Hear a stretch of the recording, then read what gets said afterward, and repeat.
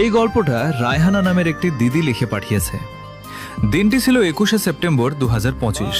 আমার একটা ছেলের সাথে পরিচয় হয়। ছেলেটি অনেক ভালো বলে আমার মনে হয়, কিন্তু ছেলেটি যে এতটা খারাপ হবে আমি ভাবতে পারিনি। 3 মাস তার সাথে আমি কথা বলি। সে বিদেশে থাকতো, আর আমার সাথে কথা বলার 15 দিন পর ও নিজে আমার বাড়িতে ফোন করে আমার মাকে সবটা বলে দেয়।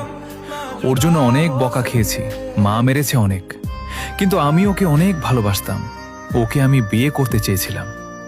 ওর বাড়ি থেকে সবটা জানতো, আমার বাড়ি থেকে কেউ মানেনি। ও 3 মাস পর আমাকে বলে, তুমি তোমার মতো থাকো, আমি আমার মতো থাকবো। আমি জিজ্ঞেস করায় ও বলল, আমি তোমার সাথে কোনোদিনও বিয়ে করব না। তার কিছুদিন পর আমাদের কথা বলা বন্ধ হয়ে যায়, আর 4 দিন পর ওর স্টোরি দেখি ওর নিজের পিসির মেয়ের সাথে ওর বিয়ে হয়ে যায়।